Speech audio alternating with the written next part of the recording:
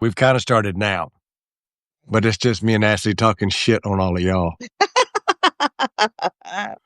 Hilarious. No, she's adorable. She's a boss. You think I'm a boss? That girl. Like She's gonna be the president of fourth the United grade, fifth States. grade? Fifth. Fifth, yeah. Did I tell you when I was working in the Obama White House, she was a baby and I was bringing her through Secret Service, and the service officer were like, one day we're going to be protecting this building for her. And I was like, from your mouth to God. God's ears. And I'm going to be her top advisor. You know that, right? Send me the speech before you get. I say that about my grandsons, the Rocha boys. They're going into the third grade this year. And one of them is really quiet, and the other one is definitely going to be either in prison or president. Oh, stop. Don't do that. He's going to be somewhere out there. You cannot. He is hell on wheels. Granddad, in other words. Yes. Because people know I got a criminal record. I've done it all. Like I've done, all the Some things. people don't trust you if you're too clean. You know what I mean? Like you got to have a little dirt under your nails. That's what I've been told. I call it getting. You made it. When you I called it. You gotta get. You have to been a little scuffed up. Yeah. If you ain't got no scuffs and you ride too shiny, and I don't know if you've really seen any shit. That's true. Now that I have been told. Anyway, Ashley, thanks for joining. There'll be a bunch more people get on here as we keep going. This is my sister, Ashley, for all of y'all. Thanks for welcoming and coming into the Rocha Revolution. I'm going to mess up her last name. It's Etienne. Perfect. Look at that. The Creole girl from down in Houston. She's my homegirl from Texas. We actually hadn't had a lot of women on this show because women are smarter than men, and I don't like them to be on the show. So the only other woman I've had on this show is Maria Cardona. Oh, yeah. Who is a smarty? She is. And she talks a lot, and I like her. I love her. And she's gorgeous. And I ain't going to tell her age, but we're close to the same age. And that woman is clumming and does not age. Let's just leave it at that. All. And listen, doesn't gain a pound either. I love that about her.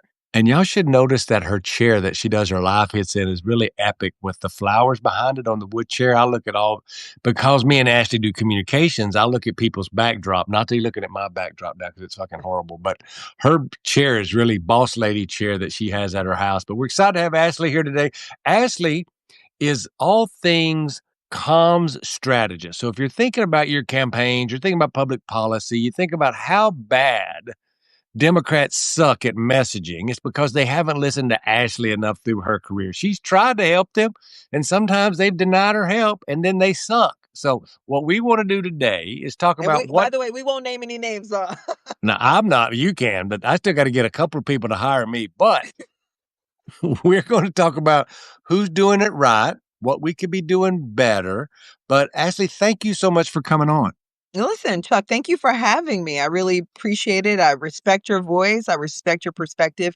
But more than anything else, I respect your story and how you got into politics. I mean, you and I are sort of cut from the same cloth in that respect. And so, anyone that sort of comes from the bottom to the top, I think adds great value to this party in terms of understanding our constituencies, understanding the American people, understanding Democratic voters.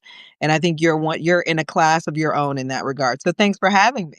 Thanks, Ashley. I think truly appreciate you saying that. But I think it's important because people will see you on here. They'll say, oh, this is a pretty black woman. That's how she got to where she's at. She's not. They need to know your story. So give us the 5 minutes. Start at the beginning because I think there's a lot of folks, regular working folks, a lot of black and brown folks, a lot of mixed race folks like me and you, a lot of folks out there that are like, I think it's important for them to hear your story. So why don't you give us a little background on how you ended up working in the most important building in Washington, the U.S. Capitol, working for boss lady herself, Nancy Pelosi, getting to be on CNN all the time.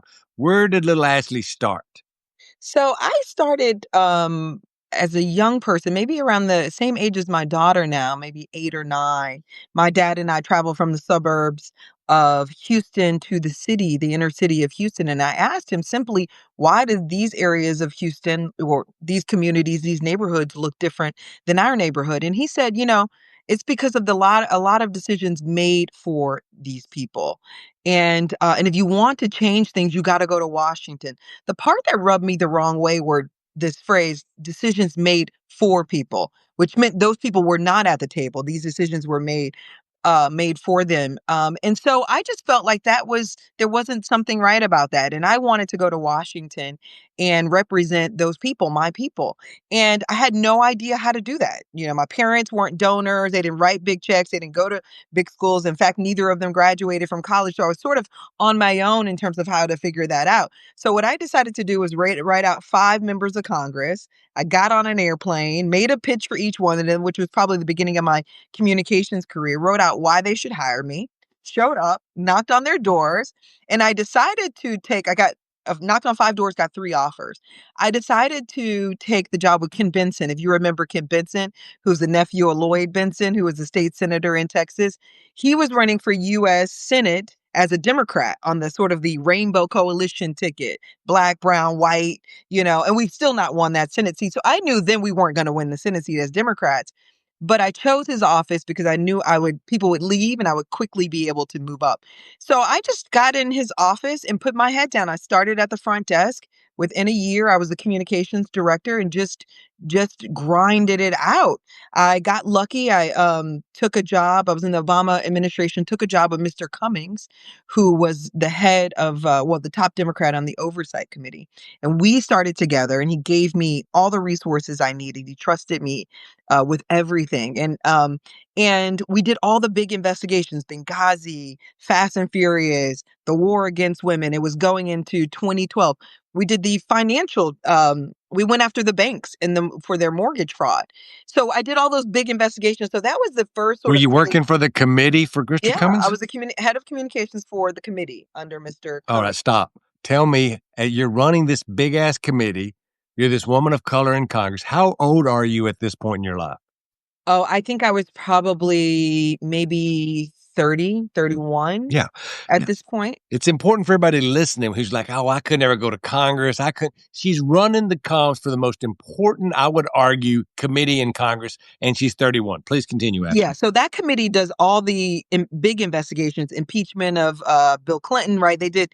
And so it was going into Barack Obama's second term. So we knocked it out the park. I don't want to get into any details. And, Mr. Cummings becomes a complete rock star, with my help. Thank God. And then after that, I was walking through the hallways of the Capitol, met up with one of Pelosi's top communications directors, and he said, we've been watching you. I had this theory in my mind, as to your point, as a young Black woman, that people didn't appreciate me, that I was going unseen. And so I felt like Kanye West 1.0, when he's like, I'm a genius and nobody's giving me a Grammy. And that's how I felt. I'm like, I'm a genius. Somebody recognized this. And I felt like people weren't paying any attention. I ran into Pelosi's top comms person. He's like, we've been watching you, which threw my Kanye West theory out of the water. Would you want to come work for Nancy? And I said, what? I want to be Nancy Pelosi. I don't just want to work for her. She's bad, like brilliant, strategic, fearless, stylish, doting mother, doting grandmother. Like that's the woman I want to be when I grow up. So I started working for Nancy. We did some great work together. Then the White House called, which also blew my Kanye West theory out of the water. They're like, we've been watching you. I was knocking on the door for 6 years trying to get into the White House. Could not get into the Obama White House. They finally called me when I was working for Pelosi, offered me a job, not just one job. They were like, you've got your choice of 2 jobs. This really gets to the point that, persistence actually works. Keeping your head down and developing a reputation for doing great work and operating with excellence, people are watching and they will pull you up. So I went to the White House, was a special assistant to Barack Obama. After that, Trump wins. We had this theory where folks weren't going out they didn't want us to go out to the Hillary Clinton campaign. I don't know if they wanted me to tell you that, but I decided I was going to go out, and most of my colleagues stayed in the Roosevelt Room. And when I got back, of course, we lost. Nancy's office started calling, Cummings started calling, all these members of Congress started calling, saying, you got to come back. Now is the time. You can't go west and sell $1,000 widgets to the hood. You've got to save the hood. The country's on the line. Pelosi's quoting every founding father, like, now is the time. The times have found us. You got to come back. So when I went back, I met in her conference room. She had this like maybe 12 feet long conference table. And she's like, this table represents what we have to do. We've got to win back the House. We got to win back the White House. I got to become the speaker again. And at the time, it did not look like any of that was even possible. But I told her, I said, listen, I'll come back under one condition. One, you give me the top job as communications director. And by this time, I'm maybe 35. Give me, the top job is communications director. Secondly, I only want to wake up wearing Trump's ass out every day. So she said, do it. Right. And so I built a team, 14 committees, maybe close to 60, 70 staffers. We did 23 investigations into the Trump 1.0. Six cabinet secretaries resigned under scandal. And then eventually I got to run the impeachment war room. And, I was really nervous because what happens in Democratic politics, Chuck, you can attest to this, when the shit gets really big and hot and it looks like this is the center of the action, that's when sort of the white boys come on high and they swoop in and they take all the credit. And I'm like, I will not allow some white boy to come in and take the credit for all this work I've been doing for 2 years, get their book deal, their movie deal on impeachment, all these things. And so I decided to take Pelosi's advice, which is power isn't given, it's taken. So I went to her and her team and said, I want to run the impeachment war room. I started to make my case, and they were like, stop, we're going to let you run it. So I ran the impeachment war room. It positioned again, we won 40 seats. Sorry, we won 40 seats to win back the House. She became the speaker again. I ran the impeachment war room, and it positioned Joe Biden to win the White House. After that, Kamala Harris calls me when she becomes the vice president. I go work for her for a year. And that after that year, I start to transition out of Democratic politics. And now I'm out in the world on my own, advising CEOs that are in crises. I have my own firm. I'm a senior advisor at another firm. But now I'm taking what I learned in politics and helping other people try to navigate these sort of really disruptive times. So that's the top lines on my story. No, that's awesome. And I need to ask a few follow-ups. I didn't want to interrupt. One was when you won back these seats, when you leave the White House and come back to work for Leader Pelosi, you are in the minority and you're heading into the 2018 midterms? Absolutely. So I took over her communications when Trump won in 16. I went back to the Hill to work for her, and I told her my only objective is to run the opposition, to build the opposition to Trump, and I want to run that entire operation. And she gave me the latitude and the space to actually do that. And in 18, help me remember how many seats we picked up in 18. 40. We 40. And picked we that, won back the majority. and we won back the majority, and then we went through the process of electing her as speaker for a second time. That's awesome. So I bring this up for all you girls and boys listening because it's almost like a time capsule in time. Sure, lots of things in history have changed. We've lived through lots of trauma and lots of other things. We've lived through Elon Musk. We've lived through lots of stuff. Now we have Donald Trump elected a second time. And the scenario that my sister is raising is playing out in front of us right now, which is going to lead to my question. Now, is it the same? No. Is it kind of the same? Yes, because it's still him. He's still in power. He has all three chambers of government. He has the Supreme Court, he has the Senate, and he has the House. He has just got elected president. We're moving into a midterm election. We're in September, moving into the first midterm election, which normally, just like it was when Assey described it, or in any other president in that first term, all those presidents have done bad. I can talk about what happened in 2010 with Barack Obama. I can go back to 1996 with Bill Clinton. Like, this has been a pattern. And you're seeing now in elections, special elections, especially if I can, that have been overperforming for Democrats because Democrats are pissed. And then Yeah. independents are pissed. Lots of people are disappointed in what they're seeing. Even this morning, I talked on a podcast about how even the Latino numbers that are very much go back and forth in the swing universe because of what they're seeing of the trauma in their own neighborhood. They voted for him because they wanted to deport crooks. They wanted cheaper shit. And they're not getting that. But here's the question. That was the big Chuck Rocha windup, Can I just which say there is, was a difference between 18 and now? now I want you to stop Okay. because this is the question. Okay. As a comms expert, as what you're seeing then and what you're seeing now, what's different? Okay. Yeah, the big difference in 18 when I was running the operation, we had to, or 16 going into 18, we had to take down Donald Trump's numbers, Hmm. right? I mean, again, he was an unknown entity when we took over. I mean, when he took over in Yeah, 16. folks didn't think he was People going to win. Yep, exactly. And people were buying into his narrative that he's a billionaire, that he's going to change America, that he had all these wonderful right ideas. So we had to really take down his approval rating. In a way, right now, he's already tanking. People already believe he's a crook. They already believe he's corrupt. You know what I mean? His numbers are already, at 34% approval. I think if I'm correct on that one. You are. So his approval ratings already in the tank. So Democrats really are in a different position in that you're not trying to convince the American people that Trump is no good for their pocketbooks, for their liberties, and all these other issues. They already know that. What you need to now do is try to weaponize all of that, to mobilize voters, to get them energized, to write checks, to build up confidence in your leadership. And that is the major difference. The fundamentals are the same. You're right. You've got to have a strong message. You've got to have coordination. You got to build coalitions to maximize, to spread out into communities. But the major difference is that people are already convinced of Trump and we're still not landing punches on him. And that's the part that really baffles me. Why, in an environment where Trump's at 34, we're beneath Trump in terms of favorability? Like that, when people are feeling the pain almost immediately, why is it that we're not landing any punches on this guy? Every day there's another corruption nugget. There's another sort of, huge egregious offense that we're not maximizing and taking advantage of. So that's the major difference.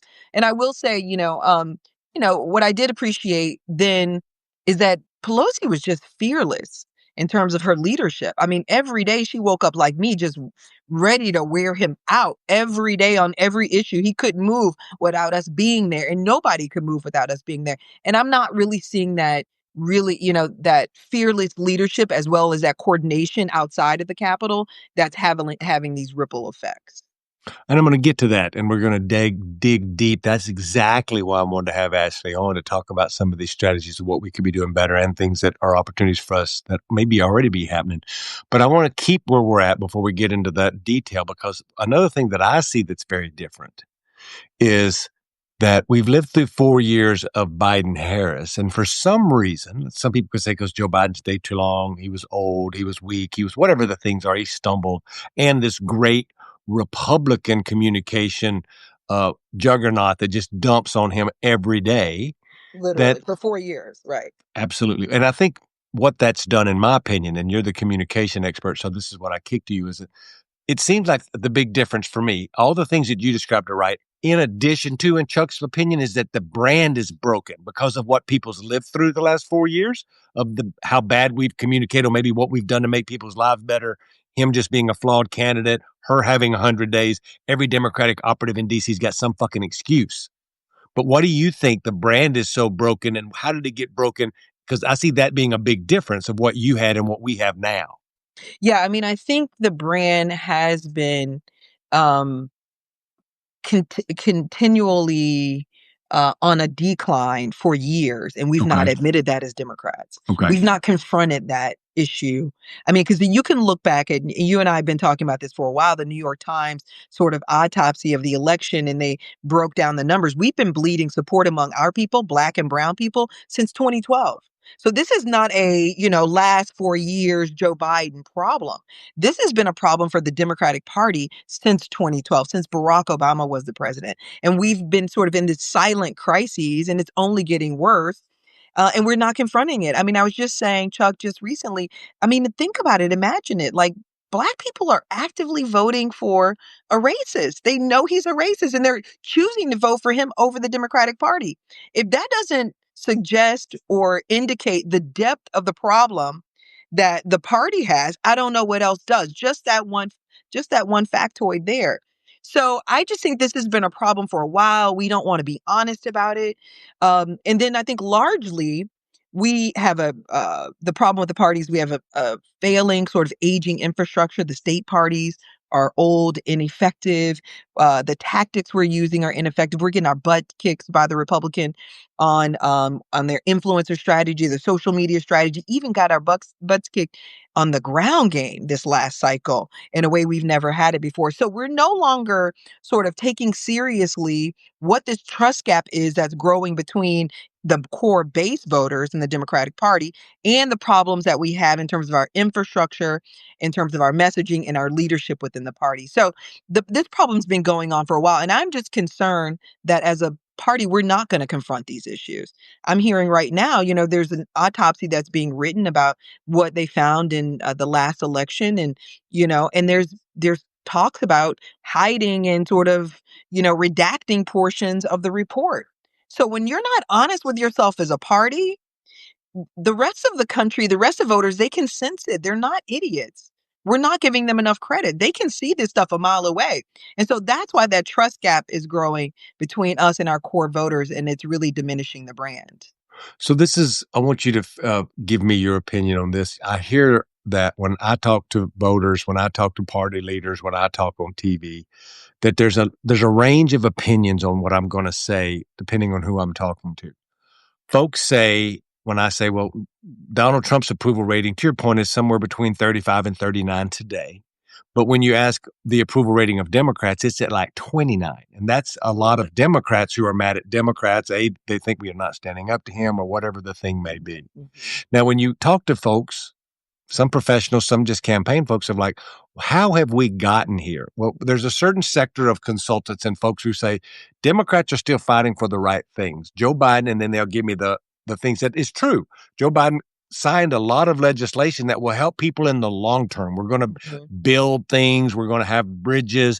There are these chip factories that will be built in America. There's COVID relief. There's insurance Infrastructure, stuff, yeah. infrastructure. Yeah, all this stuff that happened. So they say, well, he did good things, but he just didn't communicate enough. That's one. The second group, people say, well, he did good things, and people maybe think he did good things, but none of that stuff helped people immediately. Mm. So they never felt anything immediately.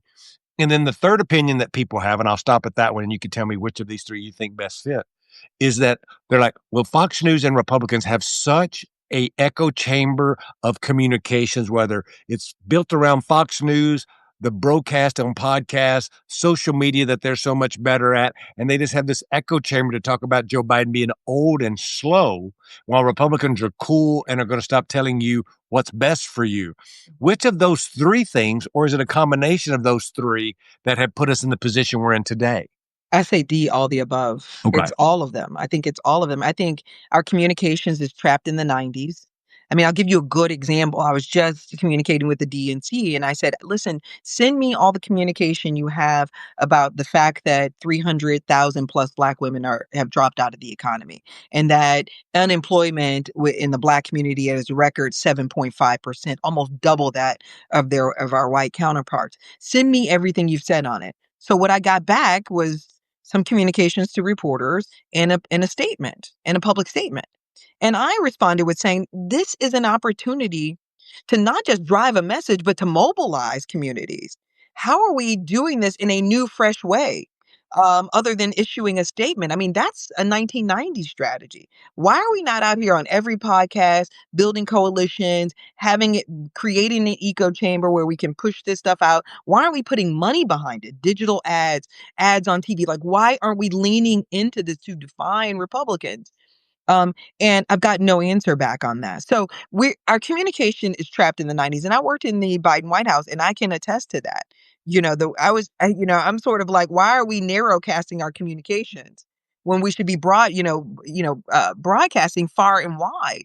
So that's one thing. I think to your second point, the immediacy of results is a real thing.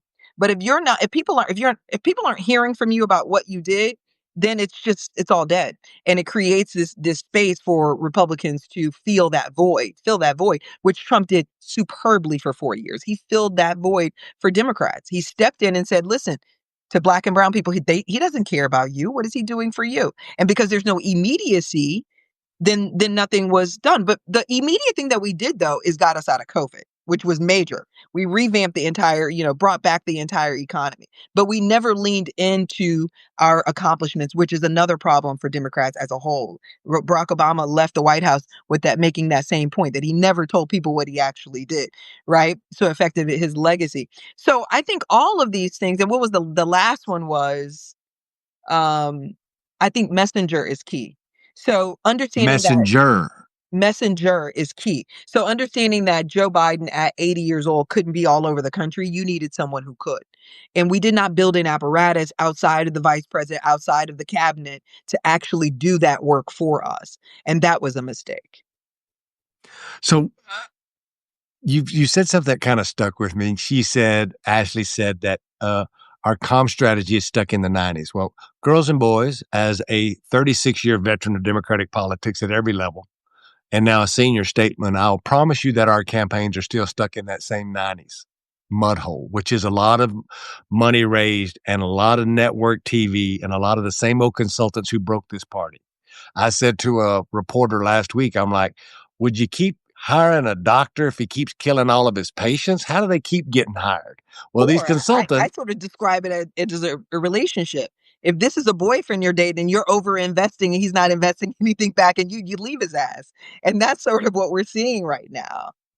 I think that that's right. And so we haven't seen this, Ashley, that in the last 10 years, probably 20, but I'll be nice and say 10, you haven't seen an uprising of Black and Latino owned firms, working class folks who've worked their way through Congress, whose mom and dad were immigrants, who mom and dads didn't go to college. They're the first Me and gen, and you, yeah. right, me and you, right.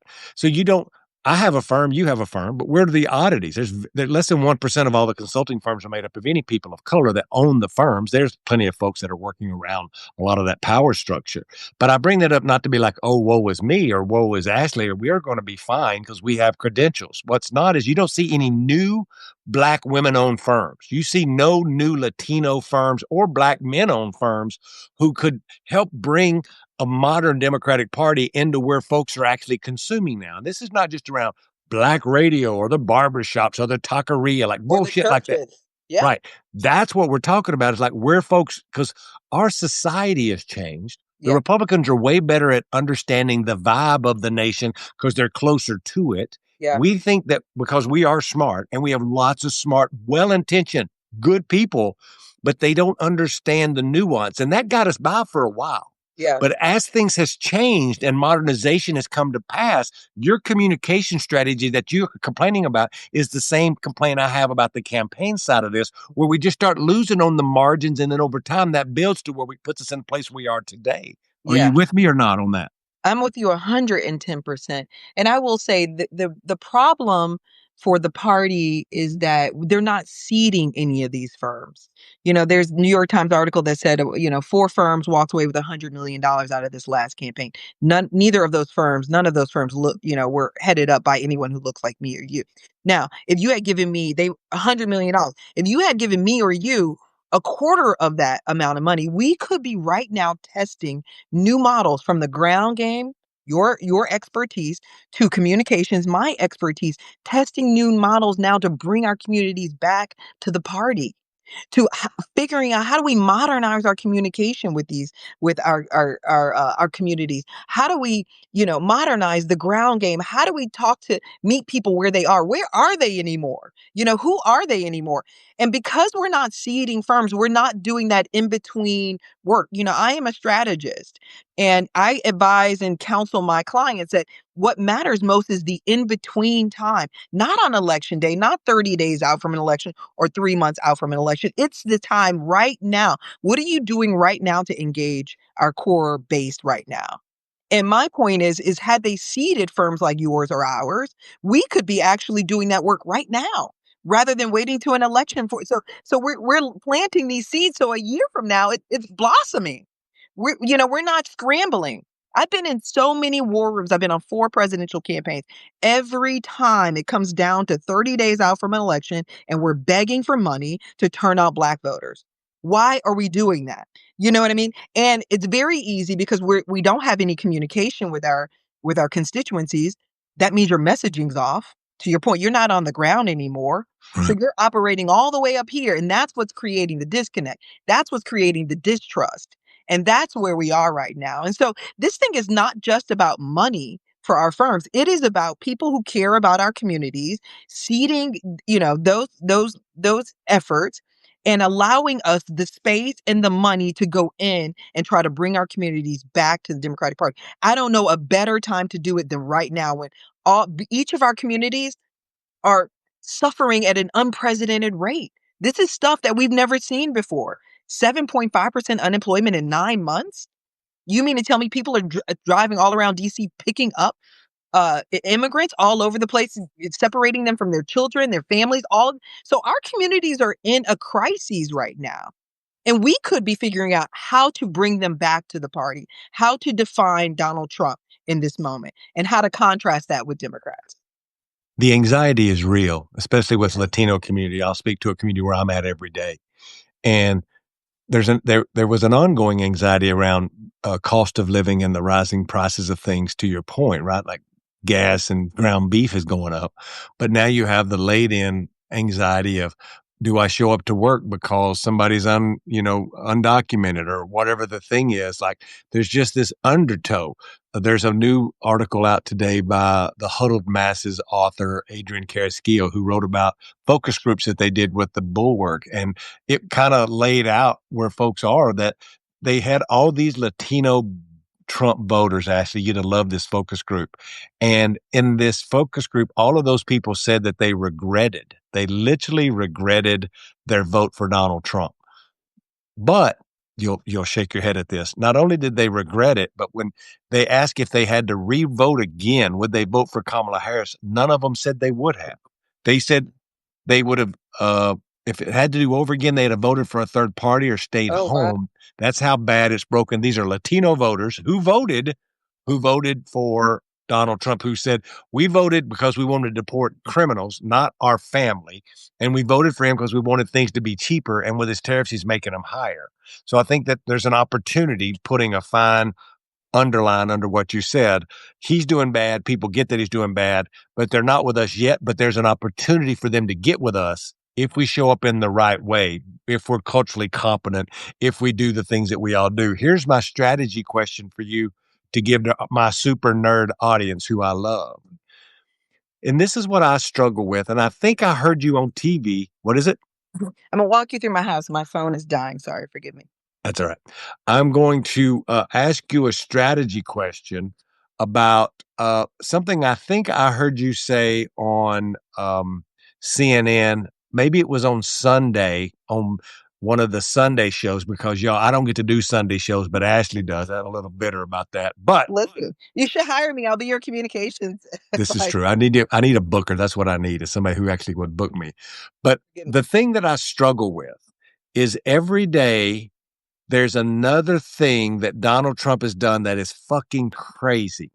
Every day, he's done something else that should make him unqualified to be the president. And it could be everything from making $1 billion on crypto by folks literally paying him to be president, to firing the Bureau of Labor Statistics, to doing, there's literally 10 things a day, Ashley. So my question as a comms person is, how do you pick and choose what you talk about in a campaign to say this motherfucker's not qualified and he's a crook? Yeah, I mean, I said on Meet the Press that Democrats really need to get back to adopting this message frame of corruption, That's the it. culture You of wrapped it corruption. all in corruption. Absolutely. And so my point is everything to your point that we're seeing happening every day, from their economic stealing and stripping Americans of their health care to give tax cuts to billionaires. What we're seeing with his authoritarianism, his lawlessness, to Elon Musk stealing the over 500 million Americans plus and putting in the cloud. I mean, that really, I mean, to me, the fact that Democrats aren't wearing him out about that is beyond me, because the implications of having our data is not just my own individual finances, but also the sanctity of our elections. How am I going to be able to trust the elections if you steal all my data? So, nevertheless, my point is that what the Democrats need to do is to take the issues that we're seeing happening every day that people really care about. We've got polling data that speaks to that. And you wrap that up in a bow of corruption. From the Epstein files to all the way down to Elon Musk stealing the data, all of that is corruption. And we need to define Donald Trump. And we're not doing that effectively. It is an it is a national security issue. It's the best way to talk about his authoritarianism, which we haven't figured out how to do that effectively. And so you've got to wrap this stuff in a bow, because if it's all happening every day, people feel overwhelmed with it, but more importantly, they cannot make sense of it. You got to give people a prism by which they can understand how his actions every day are affecting his life. Now, the reason why I say culture of corruption is because we use it in Austin and won. We used it in 18 when I was running the operation, and we won then there too. Already 60% of the country across the political spectrum already believe this president is corrupt. So why not lean into it and put a bow on all of this so people can understand how this stuff affects their lives? And we were able to do that in 18. And then what we had in the House, I don't think they have this right now, is we had the messaging committee run a regional strategy. So we were targeting 40 seats, 35, 50 seats. So we would take that corruption message framework and go into those districts and explain what's happening in those districts and how it affects them. Now, we don't have many Democrats in Nebraska, but you got a lot of pissed off Republicans in Nebraska, for example. They're about to file bankruptcy as a state potentially. A lot of these farmers, because they're losing their farms because the workers are gone, except the tariffs are hitting them hard. Why aren't we putting this stuff in a bow and talking to everybody right now? Because everybody is being impacted by this economy except the rich. So that's really my argument, is that, we've got to create a prism by which people can understand how this stuff in his everyday action is affecting them. And the key about corruption is it's not going to end. You know what I mean? It's only going to keep getting worse with every passing day. We see more and more examples of it. So why not leverage it to our benefit, to draw that contrast, to speak to new voters and bring back our core constituencies? Yeah, I think that you laid that out really good. And I've been waiting for a comm strategist that come on here and talk about this because it's pretty simple, but sometimes we get caught up because we want the perfect message for the perfect thing because we're Democrats and we overthink all of this shit way too much. I would remind everybody that the presidential super PAC spent $70 million just to test ads to make sure they delivered the exact same right ad to the right person around the right message, and we still got our ass kicked almost after wasting Literally. $100 million just testing the perfect message. When, if you think about it simplistically, like Ashley just Simplistic. laid out, it's just like, he's not good. We don't blame you for voting for him. We all feel anxiety. Like, I think it's a big part of owning some of our own shit too and be like, look, we've kind of lost our messaging way. We want to get back to talking about what built this party: work, honor of work, families, faith, all the things, and say, but that motherfucker, he cares about families, but it's only his family. He don't care about your family. And Sure. here's what we're going to propose. Absolutely. The last part of this is this is what we're going to propose, because you got to have a solution and you just can't be anti-Trump. That's what I think we're missing. Yes. I think you're right. But listen, this is one thing I want your viewers to understand from a communications perspective. It's not going to be, and I think this is the mistake we keep making as Democrats, it's not going to be one message. It's the cumulative effect of it all. There's not a silver bullet. We're not David. He's not Goliath. There's not going to be a one slingshot and one rock. It's not going to be that simple. You've got to wear his ass out. You've got to pull out the guns, the Uzis, and get to shooting. I mean, figuratively, obviously. But the point is, it's the cumulative effect of it. And where we get in our own way, to your point, is we overthink it, we get in our head. And when you don't have a relationship with your voters, it's easy to do. It's easy to spend $100 million, waste $100 million.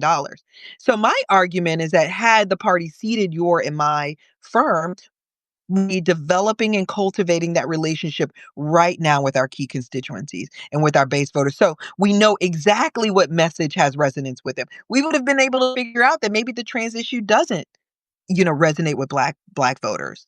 That black voters don't want the trans, movement to be on the backs of civil rights movement and don't want to be forced into a box to support it. I mean, that's what we saw in the polling. But because we have no relationship outside of an election with our base voters, we had no idea of that. So of course you're going to waste $100 million testing ads. But my point is that we've got to get back into relationship with our voters. We got to get into the communities, the DNC, and I think Ken Martin is doing this. I think this is part of his vision. Get out of Washington, back into the communities, get rid of these 4 or 5 people that have been making all the strategic decisions for the Democratic Party since I've been in it for 25 years, and they've been making all the money, right? I mean, you've got to burn the whole thing down and restructure it so that it puts us in community with our key voters and that we're not sort of throwing money, good money after bad money, throwing message after message, trying to see what actually sticks. But when we're in relationship, that's a powerful thing. And I think when she calls being in relationship, I call it being connected to the community in some way. And that doesn't mean that you have to live in that community still. but it means you've had some Yep. relationship with that community. Like when her daddy drove her into downtown Houston, she's like, "Why the fuck does this place look different than mine? And we're only however many miles apart." And then Right. having a say, right? Like those people. I was saying this morning. I happened to be at the DNC. I was meeting over there with some folks, and we were having a little podcast. And I said, I remember having to go to a payday lender on a Thursday. I was a teenage father and getting diaper money for my baby because he needed diapers, but I didn't get paid till Friday. So I borrowed $50 and had to pay him back 75.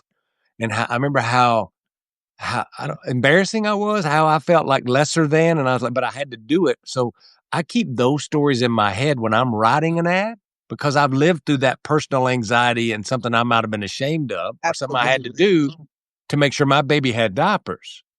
But I think there's a lot of people in our party, and again, not bad people. They have not one ill will in them, but they've been removed from that struggle or that pain for so long, they've forgotten how to talk about it, and they only know a poll or a focus group that can get them grounded in any way, in any kind of community. And I find that being the backbone of the problem. Absolutely. Let me punctuate your point even more so. Go back to my other point about sort of how Black women and Black men, in particular, the community is being affected right now in the economy. I asked, well, what are you guys saying about this? I was sent back all these data points. And I said, listen, I don't need the data points. I'm living it. Okay. Personally living it. I lost all of my clients at the beginning of the year, just like that. Okay. They were like, listen, we got to get rid of the Black girl. And not just that, I live in a community where bloated by. You live in DC. You're not, you don't live, I don't think you live in upper Northwest. I feel like you live in the I same live in community. Southeast. Let's be And real. so my point, yeah, I mean, Southeast has got, a nice, wonderful, rich history and reputation. So my point we're not removed from it at all. We're being affected by it every day. This is not theory with me. I am one of those women that I'm referring to, and I want to know what you've done. And the reason why I want to know is because we've given 94% of this party. What are we getting back in return for the 94%? See me? We're not getting any jobs. You know what I mean? Because you go over to the building, I'm sure you've seen it directly, that there's not too many folks that look like us that are running anything in that building anymore. So my point is, you're absolutely right. You gotta, we've come at this issue and the party from a different perspective, from a lived experience. And it's not even a past one, it's a current one. All the more reason why folks like us should be at the table to help not just define the message but also the strategy in terms of how we get and reach our own people.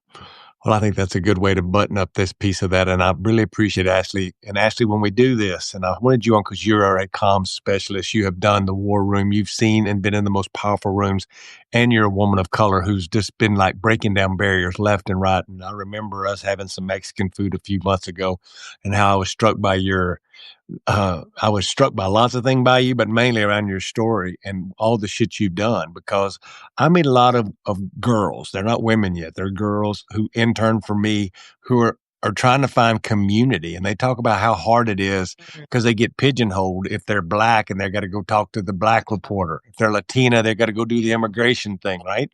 Where you broke the barrier, where you were over charge of all of it. You weren't in charge of the black communication or the Latino or the Texas or the Creole communication, all of it. Absolutely.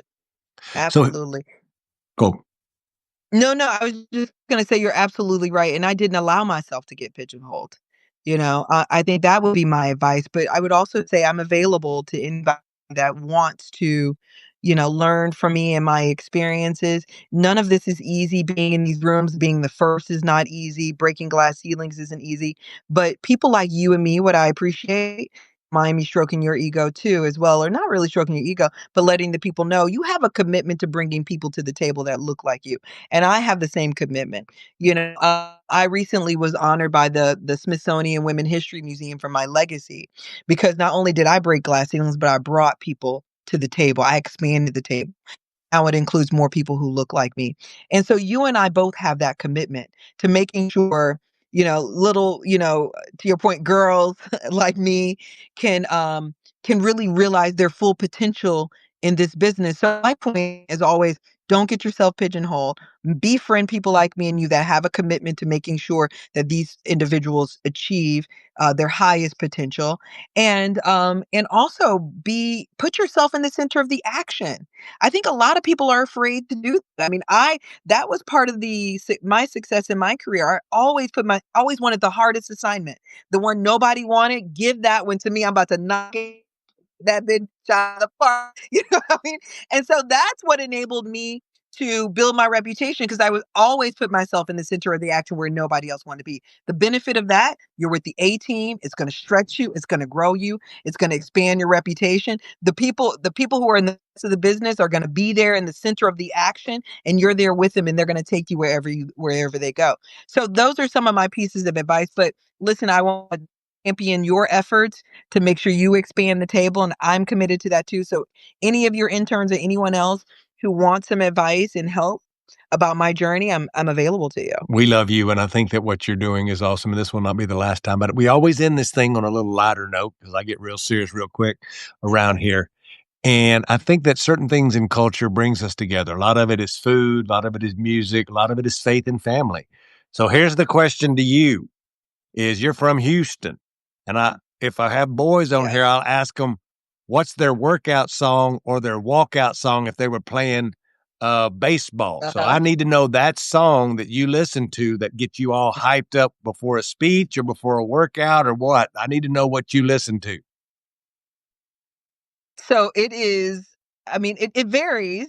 I Tell love me. Nicki Minaj. I feel like I feel like I embody that Nicki Minaj energy, bad bitch energy. But I would say, the song that would be my walkout song is Outkast, So Clean. Ain't nobody dope as me. I'm dressed so fresh, so clean. So fresh and so So clean, that clean. exactly, exactly. So that is a big ego stroke for me, you know what I mean? Thinking and knowing I'm the baddest bitch, and really, reality is, like, when you're in these places and spaces that aren't made for us, where you're the only one, that's that that in addition to scripture I have scriptures on my phone that when I was in the Roosevelt Room, Oval Office, and I felt intense moments or unsure about myself, I'd pull up those scriptures and read them. So it's that outcasts in scripture in Jesus. And I think that's so important. And I think we'll have a whole nother podcast about how we've quit talking about scripture and talking about things that deal with a lot of us. But thank you, Ashley, for being here. Thank you for following the Rocha Revolution. Y'all need to go to her page and subscribe to her. Follow her on all of her Instagrams and her Twitters and look for her on CNN. They won't let me and her be on the same program at the same time or the whole fucking place would catch on fire from erupting That's from our right. fire. That's right. Thank you, Ashley, and love all of y'all. We'll see you next week. All right. Thanks, Chuck. All right. Keep up the great work. Thank you, sir. Bye.